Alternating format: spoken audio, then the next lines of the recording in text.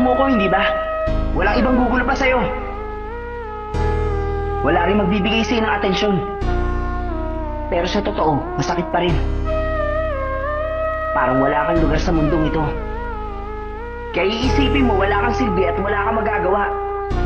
Pero... Ngayon...